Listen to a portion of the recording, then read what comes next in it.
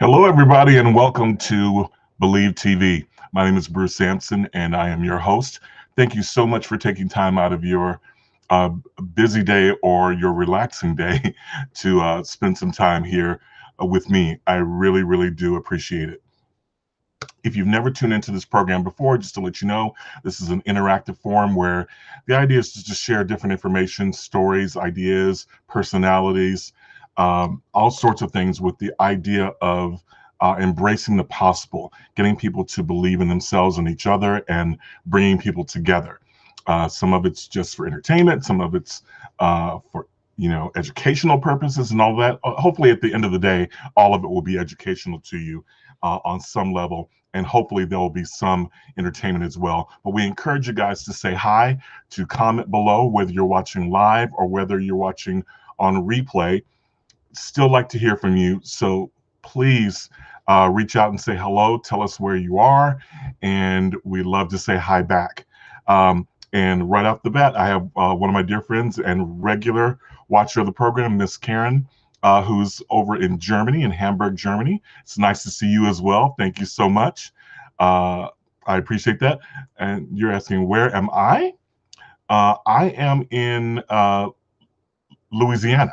I'm at home, Louisiana. My good friend Bob Marino. How you doing, bud? Good to see you, man. I look forward to talking to you this week. Yeah, hoping you can help me out a lot. All right. And so today's program, as you know, you've undoubtedly already seen, is talking about what happened 10 years ago. So I want to start first, before we even get into all of that. I do want to preface next week's show in that I'm hoping that I'm going to have some exciting news, at least it is to me, on a couple of different fronts that I'd like to share with you all.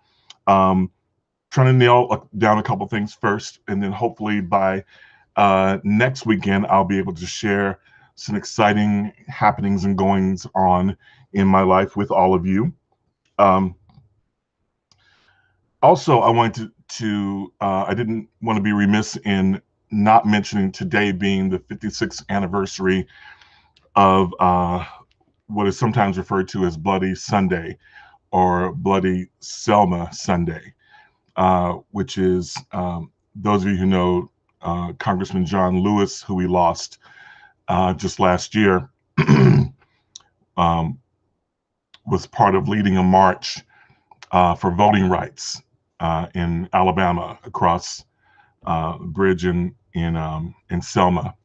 And so this is a remembrance of that day. And thanks, Bob. That's a nice haircut. I probably should have shaved too. I didn't do that. Yeah, it's really funny. My haircut, I actually, it had been almost 2 years since I had a haircut. And I finally said, enough is enough. Just get this stuff off my head. And so went into barber, and Pastor Grant here in my town actually cut my hair for me, and I appreciate him doing that for me. But yeah, thanks for the shout out. But what I wanted to share with you, I've talked about this on this program before, and I think I've shared some of the story before, but I wanted to talk in more detail just because it is the 10th anniversary. So 11 years ago, I was blessed with the opportunity with the Young Americans to go on tour and direct in a number of places. So in the spring of 2010, get that right, I'm trying to remember the year, 2010. So the spring of 2010, I was given the opportunity to go on a number of tours. So the way the tours used to work pre-pandemic is that the Young Americans would send out, 2 or 3 groups at a time, cast of Young Americans of about 40 young people or so, right? And they would go do these workshops, and they go to a region, some general area, and they would visit these different towns in that area and do these workshops and performances over a 3-month period. And then the tour would end, they'd all come back. Depending on the time of the year, they would re-audition for the next tours going out. They would shuffle the cast up, create new casts, and then send out, 3 or more tours again.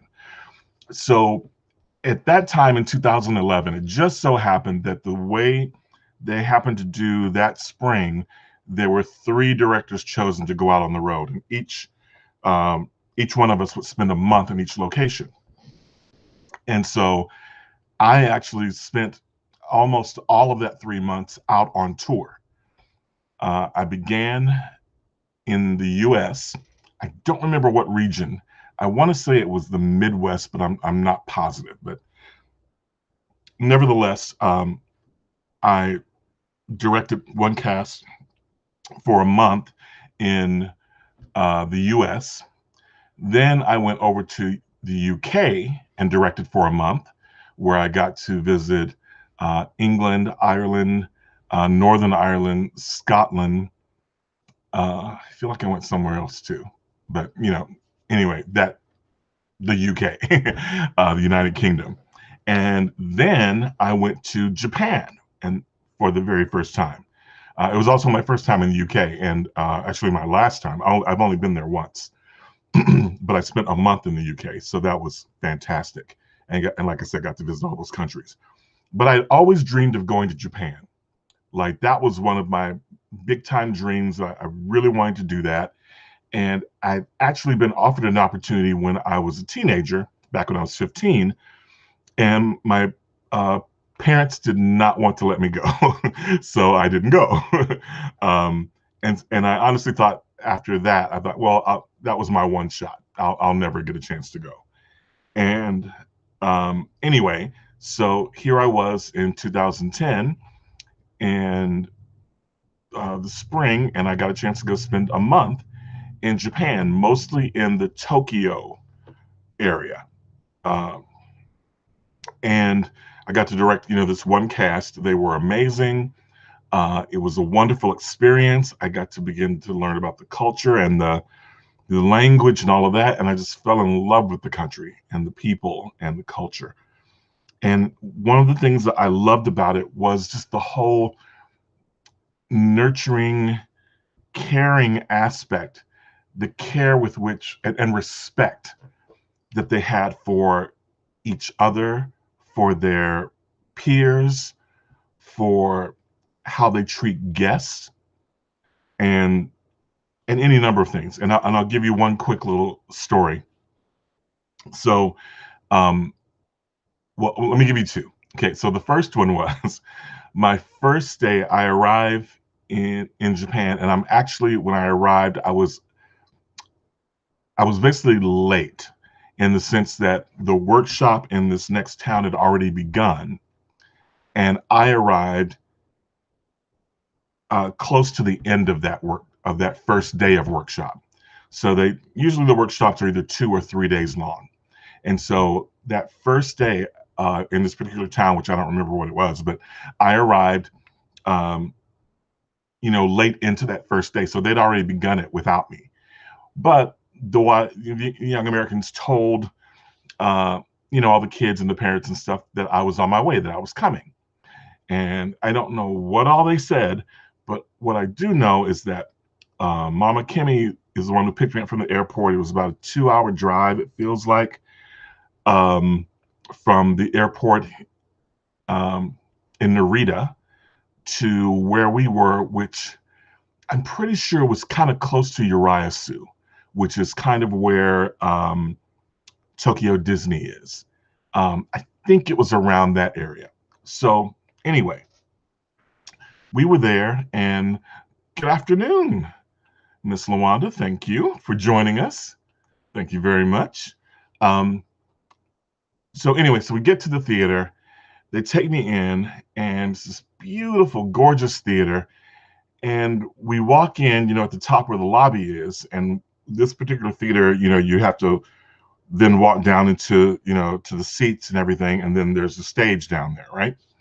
And so I entered and I'm saying hello to everyone and meeting all of the Japanese leads, and leaders and stuff that are there, and all of that. And then uh, I want to say it was Steve Majora that was on stage, but someone was on stage leading an activity, and there were all these little kids, little babies on stage. And what I remember is him announcing that he saw me and said, "Ladies and gentlemen, our director is here," and they yelled out my name and everything. And hi, Miss Ross. Thank you for watching. I appreciate it. So they were like, "Okay, come on." Um, they're like, "Hey, you guys, Bruce Sampson is here, our director." And immediately, like the kids looked up, saw me, and they ran off the stage and like disappeared into the back somewhere. And I'm like, oh my gosh, I hope I didn't scare them. You know what I mean? I'm all, am I that ugly? So they took off running, and I went, oh, okay, I don't know what that was about, but a bunch of the young Americans who were around, came out and waved and stuff, and and greeted me in that way. And then the next thing I know is I'm walking to go towards the stage. So I'm walking through the audience, which is it's kind of hard to describe, but the top section of it were a bunch of parents who were there watching the workshop. And so they've got their video cameras and pictures and all of that. And so as soon as I walk in, people start taking pictures. As I'm walking down the aisle, and I'm just waving, hi, hi, hi, because this is a new, different experience for me. And so by the time I got down to the middle area, just before reaching the stage area, all of a sudden, all those kids had disappeared, reappeared in front of me in a straight line. And it's all these little kids. And each one by one, they would say, "Welcome to Japan." And they would hand me a gift. It was usually either candy, a card, or like, what do you call it? I want to say origami, but that doesn't sound right. What's the little paper things that you take paper and you make little animals and shapes and stuff out of it?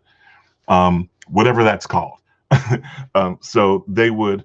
So if someone knows and they can tell me. For some reason, origami is what's in my head, but I'm like, I don't know if that's right or not. Anyway, whatever that is called, they would present these gifts to me, and everyone would say, "Welcome to Japan," and they bow, and then they take off and go back and assume their spot on stage. And I was just so moved by that because, again, that had never happened before. That was something brand new. And that showed you that level of respect and honor that they show. And honor is the word. That's really the word. So that was just a beautiful thing. So here I am standing there with this armful of candy and cards and trinkets and things. And it was just beautiful. Hey, Miss Renita. Good to see you as well. Thank you for joining me. Um, oh, Miss Karen says I'm right. It's origami. Okay, yeah. So it's origami. So they made like these little birds and little animals and stuff out of paper, glittery, colorful paper and stuff. And so they were giving me all these gifts, and so I had an arm full of that stuff, and that was my welcome to Japan, right? So that was really cool, and that was the beginning of that whole journey. So that month was just incredible, just constant discovery for me, of getting to know these people in this country and what they're about, and and yeah, just soaking it all in. And I was embracing it all and loving every minute of it. And it was just beauty and love and respect and everything. So here's the second part. So that was the first experience. So here was my first experience going to a McDonald's. Okay, so I think the next workshop we did, we actually stayed at the Olympic Center, which is a place that they had for the Olympics one year or whatever. But it has all these rooms like dorms and stuff like that, and then it has cafeterias and classrooms and all kinds of stuff, right? And so we were staying there, but like right across the street was uh, a McDonald's along with some other little restaurants and 7-Eleven and some other things like that, right? And so on this particular day, I've been given, a little stipend, for food. And so I decided, I'm going to go to McDonald's. And so I just wanted to go grab something real quick. I just wanted a fish sandwich and fries and grape soda. and and then I was going to, just chow down on that and then go to bed, right? So I go to get it and walk into the place, and immediately, people behind the counter, are bowing and and saying welcome in in Japanese, saying welcome, and big smiles, and clearly so happy that you're there and everything. And I'm like, man, now this is customer service. This is what customer service is supposed to be like. So I come in and um, immediately I walk up and I'm looking at everything going, well, I see the pictures, but I don't know what everything says, because it's all in Japanese. And so then they take the little mat that's in front of me that has that menu on it, and they flip it over and it's all in English. So I'm like, oh, love that, love that. So now I'm reading and deciding what I want, and I tell them what I want and everything. And they're all, thank you. And they tell me how much money, and then they give me a little container thing to put the money in, and they give me my change and they push it back to me so I can have it. And they're thanking me and bowing and, oh, this is beautiful. This is wonderful. And so I wait just a minute or so. Food's ready. They motion for me to come up and grab my food. And so it's a big bag. And so I grabbed the bag and I start to walk away, and I went, oh, excuse me, I also had a drink. And they're like, like, hi, drink. No, this is the bag with my food in it. I don't have my drink. Hi, drink. And they keep pointing to the bag. I'm like, no, food. Where's my drink? Now, hi. So then they open up the bag, which has also been neatly folded, perfectly creased, and a colorful stamp placed over it to seal it, like a sticker, right? To seal it. So they remove that, open it for me, and show me that there's my food in there, but then there's also another bag that contains my drink inside the bag. And I'm like, okay, that's new. I've never seen that before. So it was all of that stuff, and the care with which they've done that, and then the sticker. And so they got me a new bag and which was unnecessary, but of course they're like, well, we already took the sticker off, so they had to give me a fresh new one. So they did that, and they gave me my thing, and I went on my way. So that was my McDonald's experience, right? And and again, it was just more affirmation about the culture and just how beautiful it is and how giving they are and all of that, and honoring that they are. And so now fast forward. Oh, I should also mention that in addition to that month, so I spent a month there with the cast, and this was the end of their tour, so they all came back with me, back to California at that time. And I went on to direct in Japan again, I think 2 more times that year. So by the time we got to the following year of 2011, I'd already been to Japan 3 times, at least 3 times already.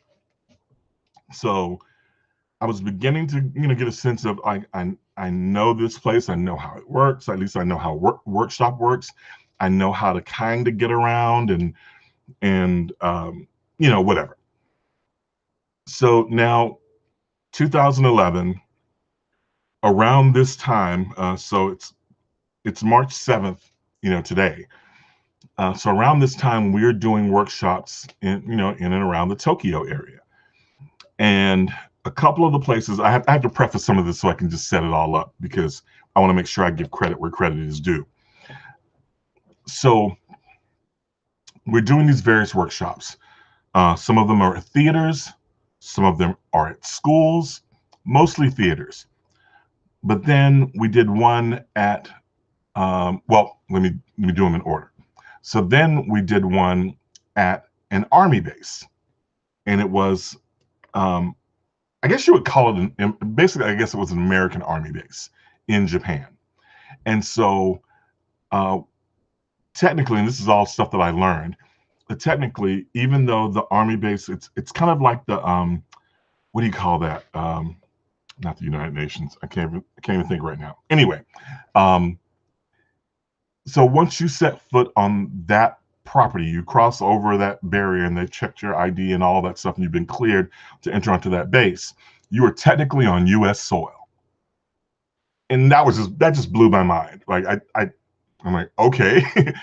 um, and they had commissaries and stuff there where they actually sold American stuff. So like in Japan, please understand, like there are American restaurants and stores and stuff like that that we're familiar with, but they are run from a Japanese perspective. And so everything's in Japanese, and pricing is in yen and all that stuff. But when you enter onto the U.S. base, now everything's in English. And now some of the things that you normally wouldn't see around Tokyo, you have there. For instance, at that time, I had not seen a Popeye's chicken anywhere, right? I'd seen KFC, but I had not seen Popeye's and didn't expect to. Well, once we hit that base, there was a Popeye's there. And so, your boy went to find that Popeye's. Hey, Miss Paula, so you guys got a new member of the family. Congratulations on that. So here we are on this Army base. And this is the first time that we officially were doing a workshop with this Army base. And what it was, we were working with the kids of the soldiers. We were working with their kids. And I'm pretty sure we dealt with all Americans. I don't think there may have been a few Japanese kids in there, but I think it was mostly Americans.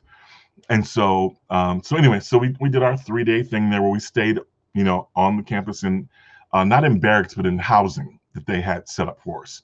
And so we were divided up into these different houses and all that. Anyway, one of the things I need to tell you that makes sense to this story is that typically anytime we went to any school, any venue, any whatever, whoever the contact was, whether it was the principal of the school or whoever, the head of some organization, whatever it was, I would always generally, as the director for the Young Americans, always be introduced to that person. And that person would always give me their card. And I would always take the card, say, thank you very much, bow and do the whole thing. And then I would generally hand it over to the company manager or the business manager of the cast so that they could keep that for future reference for contacts with those people, with those different heads of the schools and organizations, whatever. So here we are at the base, and we do this show, and the show went great and everything.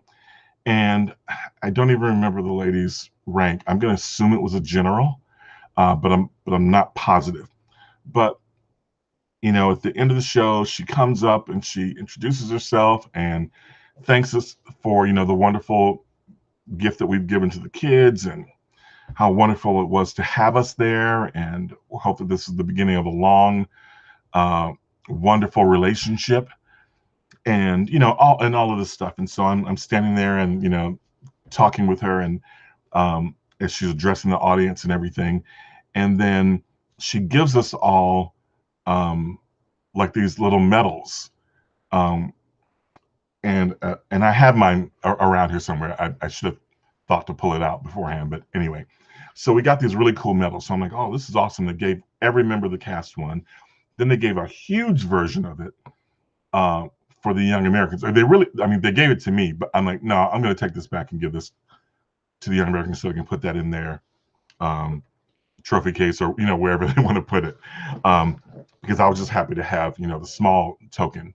So anyway, the general and a couple of other high-ranking officers there all gave me their cards. Here's my card, here's my card, here's my card. This is the first time that I actually kept the cards, partially because they gave me two. Like each one would give me two cards. And so I would give one to the company manager and then I'd keep the other one. And so anyway, that's significant and it'll come into play later. So, first time I've ever done it. I don't even know that it was really a conscious thought, other than just, okay, I didn't think I'd ever use it. Little did I know.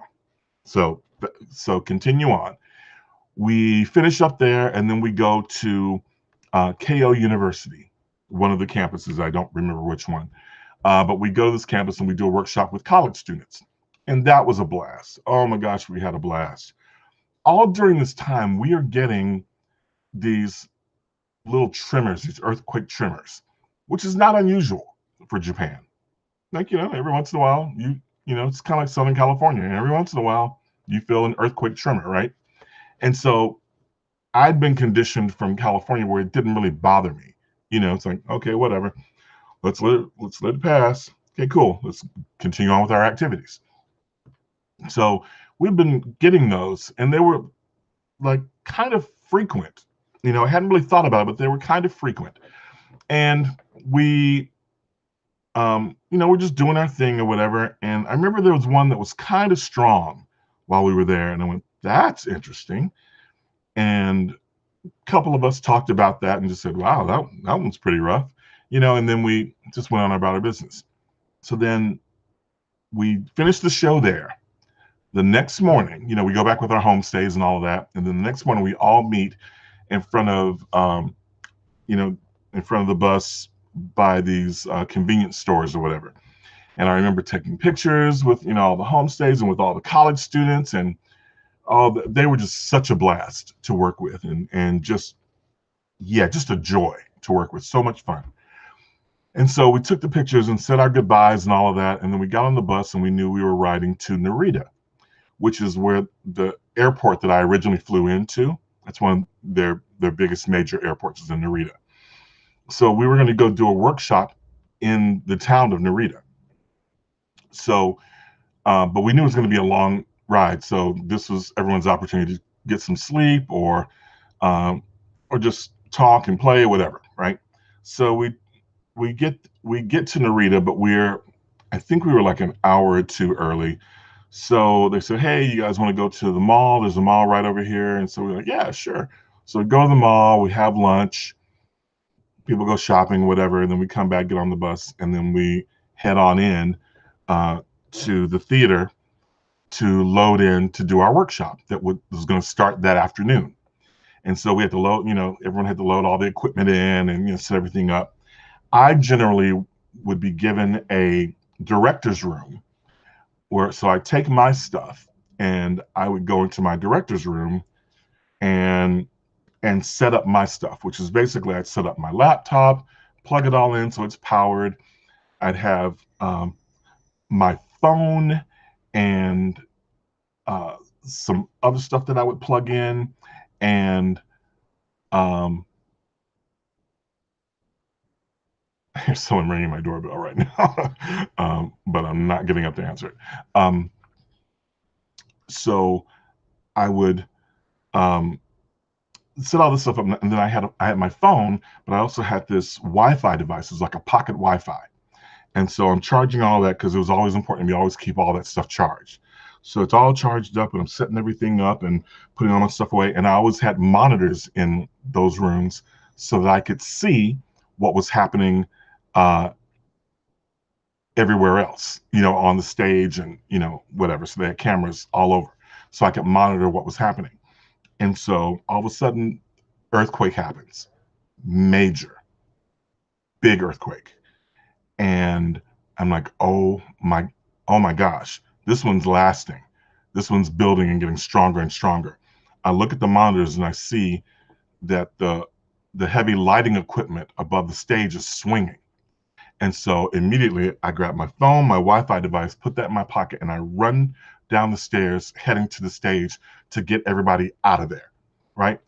Luckily, the stage manager and the company manager had already begun that process. So almost everybody was out by that point. So then I'm following them, and I run out one side of the building, and then we run down to the loading dock where the truck was, get there, and then realize that um, this thing is still going. And I see all of the Japanese people all huddled in an area together, and they're all hunker down. Give me one quick second. Okay. Anyway, so I was trying to see who was at my house. Um, so anyway, so I see them. They're all kind of freaking out. I'm like, oh my gosh, where are the young Americans? They're over on the other side by the loading dock. I run over there to them, make sure that they're away from the building and stuff, so we're not anywhere where something can fall on us and stuff. And we're looking next to us, and there's a building, some houses right on the other side of the street, and we see like pieces of the house crumbling off, right? Like that's how intense it was. So then it finally stops. We're like, okay, everybody good, everybody accounted for, good, good, good. Then couple just as we're starting to talk about what we're going to do next, another one hits. So now it's going again, and we're like, whoa, this is different. Really hard. We're shaking like you can barely stand up, right? It's crazy. So that one gets done. And a couple of the young Americans were crying. We're nervous about the earthquake. Like it was scary. So, and there was one particular young lady. Well, I wouldn't say a bunch of people were crying. Um, Everybody was like, "Oh, wow." One person was very noticeably, crying and upset, and she happened to be uh, someone that I had known as a student, and I taught and directed and stuff when she was in high school, and her dad and I were really close friends, and so I could tell she was upset, and I tried to calm her down, and I went, you know what? She needs to hear her dad's voice. So I call her dad, get him on the phone because I have this special Wi-Fi thing or whatever. And so I hand her the phone, and so he calms her down and all of that. And oh my gosh, and there he is. I remember that day. Yeah, that's my friend Dan. Um, so hey Dan. Um, so anyway, and immediately I was thinking to myself, I also wanted to do it because I wanted someone back home, aside from my family, to know, because we also had other people that were there, and um, that I knew their parents and stuff like that, and so I wanted to make sure that we were kind of getting the word back because I knew if how intense that earthquake was, and I figured it's going to be on the news. And so this was my way of getting the word back to California that, hey, we're okay. So Dan could at least say, I spoke to my daughter, they're fine. I talked to Bruce, they're fine. They're safe. So cool. So in my mind, I'm thinking, at this point, I don't know how, um, yeah. So Dan said he called all the parents that he knew. Yeah. Um, which I knew he would. And so it was like, yes, excellent. Um, and I called my family and said, hey, I'm good, and I may have loaned the phone to a couple other people to call people or whatever, but they, so we waited for a few minutes and we said, okay, so we're going to send someone in to go check it out. But then they were like, no, you can't go in. We have to have officials come in and check the theater to make sure it's safe for us to enter. So we hung outside on the grounds for the longest time, and we still weren't sure of what happened everywhere, right? We didn't know that this was now a national thing. Like, we didn't know that at this point. We just knew what we experienced, right? We didn't know where the epicenter was. We didn't know anything except that we just experienced a major earthquake and a major aftershock right after it. So anyway, um, we were still planning in our minds that we're going to start workshop in a couple of hours. And then eventually one of the representatives comes out and tells us, no, you're not doing workshop today. Um, we'll have to delay that till tomorrow because we do need to make sure that it's safe before we bring more people in and blah, blah, blah. So I'm like, okay, cool. So then they make arrangements for us to go stay in what we lovingly refer to as the panic room. But there was a big, huge room that was an adjacent building. It was kind of across the courtyard. There was this big building, and within it, they had this big, huge concrete room that they put us in. And so we went there and they brought us blankets and pillows and, emergency stuff or whatever. And, we got our hands on whatever chairs we could and whatever. And that just became our place to be, and uh, as soon as it was okay, which I think was the next day, we finally started going in and getting our personal stuff and, any of our equipment out, because we finally learned on that second day that we were not going to continue, because that next morning when I woke up, I don't know if it was the morning or that night, but at some point I woke up, I had my laptop on, and I was able to somehow pull up some video and stuff of newscast where they were showing the tsunami that happened as a result of the earthquake. So the cast didn't know that yet, so like, whoa. And we're watching as the waves are coming from the tsunami and like just overtaking the freeways and the towns and like carrying boats into the middle of it was crazy. And so slowly we began to realize we are not doing this workshop. This workshop is going to be canceled. But we didn't think the tour was going to be canceled. We thought we were going to continue going on. So that's how we were operating. And so we figured, well, we'll just get through this and then we'll move on to the next town. Well, I'll skip through some of the other stuff, but so for the next several days, we were kind of stuck there. But one of the beautiful things that came out of it, and this is why I talked about in the title, the promo of this, lessons learned, was I already knew about the character of the Japanese people and their culture and the honor and all and the respect and all of that. But it was on a whole new level now, because what ended up happening was a bunch of those homestays that we were going to have decided to bring us food. So they brought all kinds of stuff, fruit and juices and water and all kinds of stuff. And then they made this big, huge, like vat of soup, like vegetable soup and like all this stuff, right? Like they just kept bringing food to us, to the point we were like, stop, stop, stop. We're good. People were, and keep in mind that a lot of places were out of power, and stores were closed. So a lot of these folks didn't know when they were going to be able to replenish their kitchens, but they were emptying them for us. So that's my first like mind-blowing thing, is like, wow, because their point of view was, you are a guest here in our country, you honor us, we must take care of you first. It's the only honorable thing to do, is to take care of you as our guest from another country. You didn't bring this on yourself, you came here to do a good thing, we must take care of you. And all I could think was, man, I don't know if that's the place I'd go to, mentally and emotionally, right?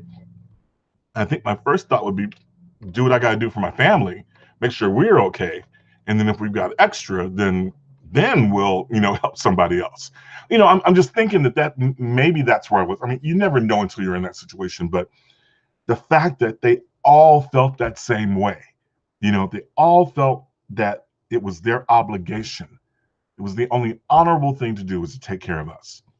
And so there we were. And so, so we were good and we were taken care of. Luckily I think there may have been a few tremors, but nothing major, right? And so I think we stayed there a couple more days. I can't really remember exactly how long, but during that time, I know we kept doing interviews with like CBS News, MSNBC, ABC, where we break out the laptop and and do via Skype, like these major network programs, and um, and that was kind of intense. And one of the things I remember from that was one of the interviews we did. It was so clear that the interviewer was trying to make it more a bigger deal. Well, not that it wasn't a bigger deal, but what we were going through, they were trying to make us. They're trying to get us to say how horrible it was and how scared we were, and and all of that. And I talked to the cast before that, and just knew everybody was okay. And so we did these interviews, and here's this lady trying to get us to say that things are horrible, and she was actually showing footage of other places that were way worse off, right? And they're showing things falling on people and crashing and all this horrible stuff. And we're like, okay, that wasn't our experience. We were blessed. We were lucky, right? And so my point of view was, no, there are parents watching. And I need the parents of all these 40 or so young Americans that are with me to know that they're okay. So I'm not going to play into your hyperbole and your hype and all that stuff to increase your ratings by doing that. So I'm sure they were frustrated with me, because I think they even cut the interview a little shorter than it was supposed to be, because I wasn't playing along. And so we just let them know that we were good, for the most part. Even though when I go back and I look at that footage, the faces of the young Americans, like a lot of them looked like please save us. I'm like, why did you guys look like that? Because the moment we got off the air, they were all playing games and being silly and stuff, and singing and dancing and stuff around like they usually do. So anyway, so again, we're still not fully aware of how the magnitude of this thing yet, right? We kind of get a sense that, in one little region, whatever, but we don't realize the magnitude. Then they tell us, okay, so we've got a bus for you guys, and the bus is going to take you back to the Olympic Center area where I told you, which is I think is near Yoyogi. I think I didn't make that up. So right in the heart of Tokyo area, right? So, and in the government area. So where a lot of the government offices and stuff, which was also important, because we didn't know that um, there were rolling blackouts going on. So trains were shut down. There were rolling blackouts, so people didn't have power. Stores were closed. Disneyland was closed. Tokyo Disney was closed, which was like, what? Like, which is crazy. And and all this stuff. But the place where we stayed was close enough to the government areas and stuff. At least this is the way it was explained to me, that we had the place they took us to. Each of us had our own room. We're back in these dorms, right? We had 3 square meals that were taken care of every day. If you chose to indulge, you got tickets every day to have breakfast, lunch, and dinner. And we had Wi-Fi, and we had electricity. We were safe. We were good, right? And so we felt extremely blessed. But it was then that we found out that the tour was being canceled once we arrived there, and everyone was devastated. And we were trying to convince the leaders to let us keep going, because we felt, once we began to get the scope of what was impacting this country, we felt our mission even stronger, to reach out and show love to them and bring some light, and love to these people. And so, because of what they were going through. But then it was explained to us, no, because it's too dangerous.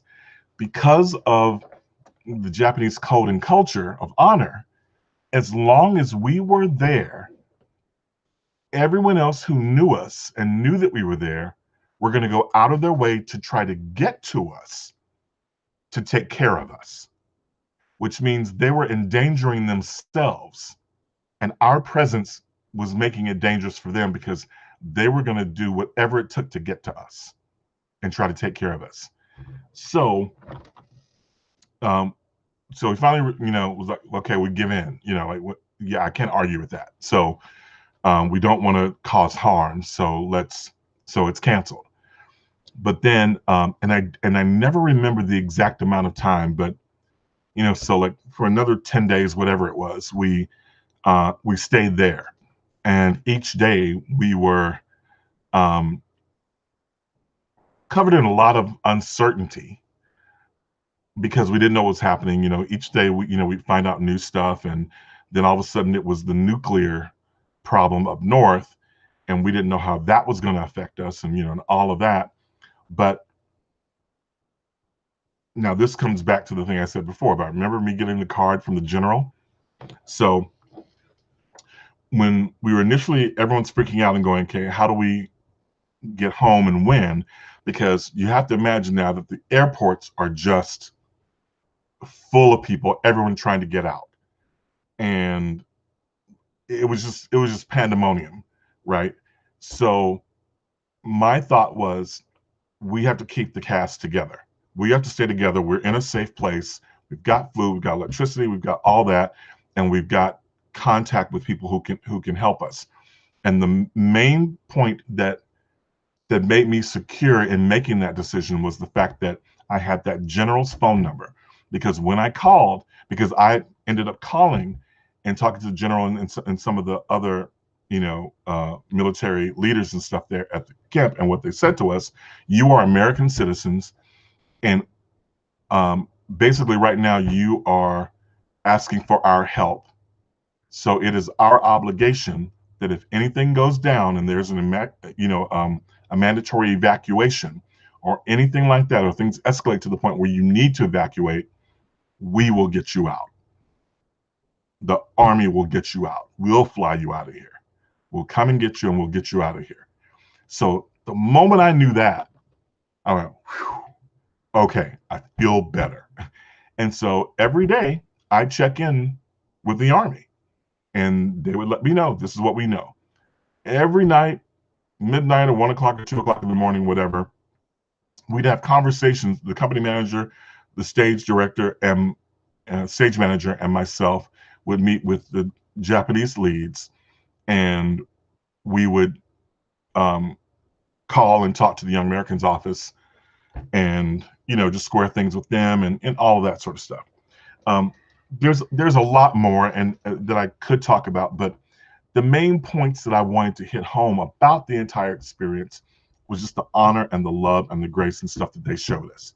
And it was kind of funny in that when we finally had our flights booked and all of that, they made a big deal about, do not put on Facebook or anywhere what time your flight is and where your flight is, and all of that. Because again, all of these families that knew us would try to make an effort and risk their own lives and injury to get to us. And for the most part, I felt like we were all pretty good about that, and we didn't. Well, we finally get to the airport, right? And what do we see? A ton of those families waiting for us. It was the most amazing thing. I'm like, how did they? It was just amazing to me that they found out like it was that important to them, and they wanted to say thank you and to say goodbye, and to make sure that we were safe. And so there were all the times. So we actually did get a chance to say goodbye to a lot of these families that we'd gotten to know during that tour. And so that was just a beautiful thing. But the fact that, again, they had a national emergency, and so much was just up in the air that they just didn't know. But it was still important enough to them to say, we need to make sure you guys are okay, and that you know how much we love you and respect you and thank you for everything you've done.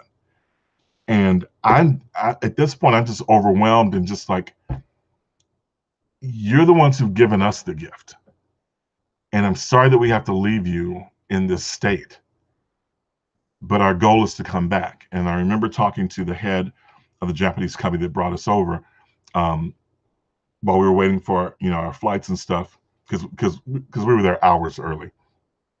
And so he took me out to lunch, and we had a talk. And I was really concerned about it. Are you guys going to be okay? Will you recover? And all of that. And he was confident, we're going to be all right. We're going to be okay. And he said, in fact, I'm already planning, in 5 years, we're bringing you all back. Everyone who is here, we're bringing you all back, and we'll have a big celebration. And sure enough, 5 years later, we had what we referred to as Japaniversary, where a bunch of us, not everyone, but a bunch of us, not just from that cast, but everyone who had ever gone with Young Americans to Japan over the years,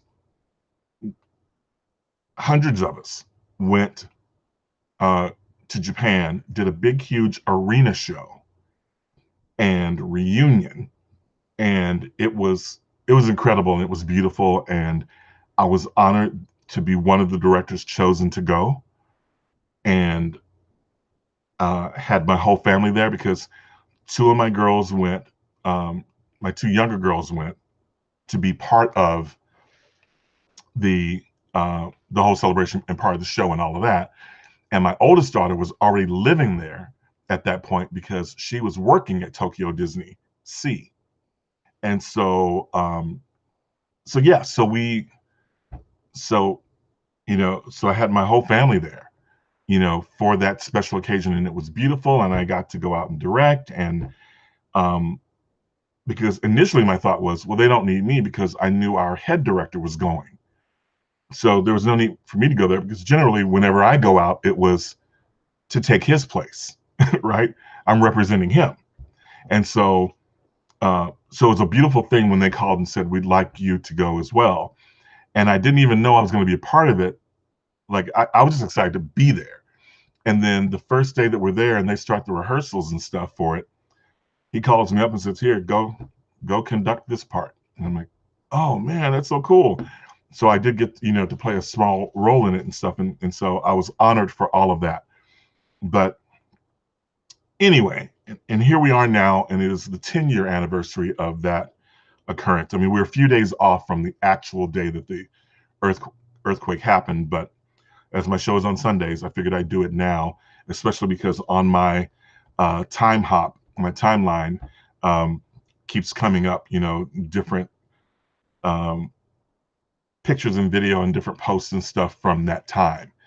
And so it's going to, all those people who are part of the Young American cast, as well as all the families and all the staff who worked there, are on my heart right now and always will be. I mean, they're always with me, but especially this time of year, it's always a really big deal for me and emotional. And we will forever all be bonded because of what we went through.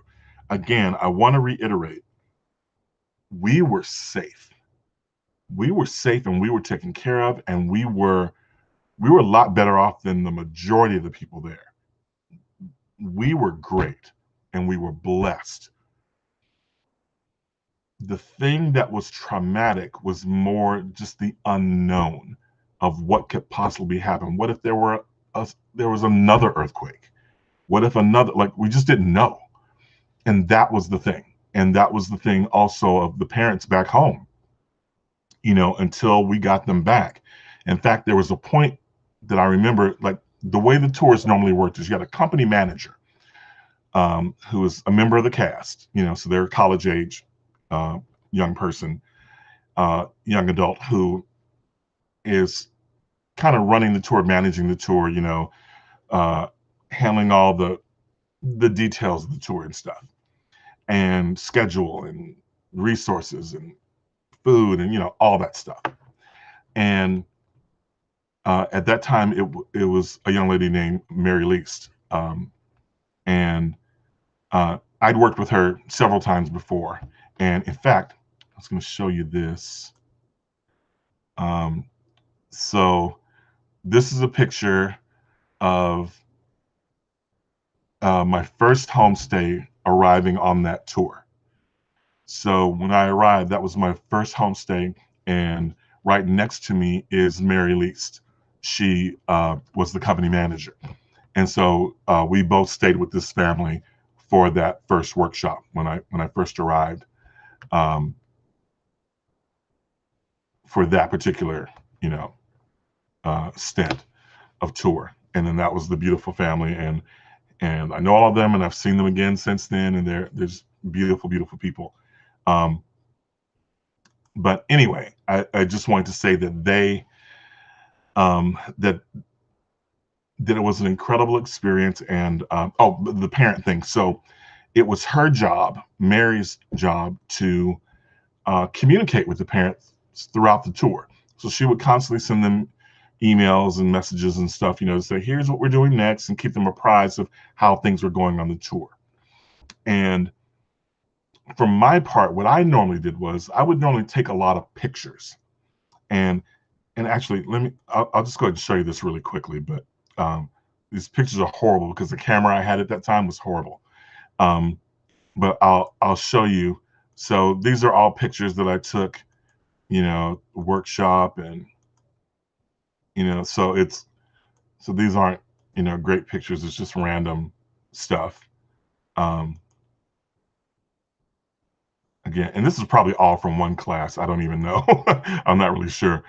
Um, but just to kind of show you, so I did a lot of that and took pictures of the show and stuff like that, and then I would share it online on a Facebook group that was the parents of young Americans, and I would try to do that daily. Um, if not, I would do it at least once per workshop, but I generally try to do it daily and upload those pictures and stuff so that the parents could also see their kids and see them in their environment and kind of share in the experience, because I understood what it was like. I knew exactly what it's like because my kids were young Americans too. And uh, the very first tour that my oldest daughter did when she was in Young Americans was Germany. So she was over in Europe. And I knew what that was like to miss them and not know what their experiences were like, really until they were back home and if they had pictures and things like that to share. So as a fellow parent of young Americans, I I knew that was important, and so I wanted to do that. Well, anyway, given our situation that we were in with this emergency, I decided to. Well, it wasn't really a decision; it was almost forced on me, not forced on me. But when we would have those midnight 1 a.m. calls with California, with the office, we kept getting the sense that parents were bombarding the office, understandably so, upset, and scared and saying, get my kids home, because they're watching stuff on the news and all these frightening reports, right? Not knowing that we're safe and we're good and we have a contingency plan and all of that, right? Um, and so they are just bombarding the office, and they're just like overwhelmed with all of the attention and all the demands, and people yelling at them, and all of that stuff, which again, understandable. It's their kids, right? So I get all of that. And so at one point I finally realized, oh, they're used to hearing from Mary, which I just defaulted to and just went, yeah, yeah, Mary, sending them information and stuff. But then all of a sudden it occurred to me, no, they need to hear from me, because now they were no longer seeing the pictures being posted, right? I wasn't posting pictures anymore. And so, yeah, they hadn't heard from the quote unquote adult. So then I wrote to the parents personally and told them, kind of, back off the young Americans a little bit, the office. We're good. Here's the things, here's the steps that we're taking. Everybody's safe. We had a thing where we had 3 times a day we had check-ins with everybody, where everyone, wherever they were, would have to come in, and we'd all meet, like in the lobby of the place where we were staying, and we'd all, do, a body check, make sure everyone was there and make sure everyone's safe, and and give them updates and stuff like that. We do that 3 times a day. But other than that, they were free to roam around and do whatever they want within reason, because they couldn't go too far. But there were some stores in certain places that they could go to that were nearby. And so that was our thing. And so for the parents, yeah, it took me a minute before I went, oh, they need to hear from me. And so from my understanding, that's what calmed everybody down at that point, was when they finally heard from me. And um, and and thank God we ended up all safe and we all made it home together. And it was crazy because when we got off the plane in Los Angeles at LAX, we all came up the ramp together, and there were paparazzi everywhere. There were news cameras and video cameras and stuff, and grabbing people to interview them, and all this stuff, and it was crazy. But it was an amazing experience that taught me a lot. and helped me to have a great deal of respect, even more respect for Japan and the Japanese people, uh, but respect for life and just thinking about the way that I conduct myself and that I handle myself in everyday life, regardless of emergencies or what have you. And that is the story of what happened 10 years ago. Obviously, there's a lot more to that, and there's other little stories within there that I could tell you about, but I just wanted to share that with you and just to let you know, um, hopefully in some way that blesses you and is informative to see the other side of it. Um, and yeah, Mary did an amazing job keeping everybody in the loop. Yeah, that was her primary job. And I only sent the one email, I think. I sent one email just saying, hey, look, everything's good. Mary's doing a great job. All your kids are safe. They're all fed. They've got Wi-Fi. They're good. So, and, to the best that I could, I promised them, you know, we're all coming home together. So, don't worry about that. Um, and was obviously there's no way I could be absolutely certain of that. But I was pretty confident given the backup we had and just my faith in God that we were going to be okay. So that's that. Miss Karen says all your daughters are great and all YA too. Yeah, thank you. Yeah, I agree about my daughters and the YAs. I think they're all great and wonderful. Um, so thank you guys for tuning in. I appreciate it. Next week, I hope to have some more information. Oh, I also want to say a quick shout out and thank you to everyone who took part in our Believe family Zoom party that we had. Now we're going to be having another one um, in a couple of months. I forget the date, but I'll share that with you next week. But we had a blast. I'm telling you right now, I have not laughed that hard in years. We had so much fun. I was in tears laughing. Just, oh my gosh, we had so much fun.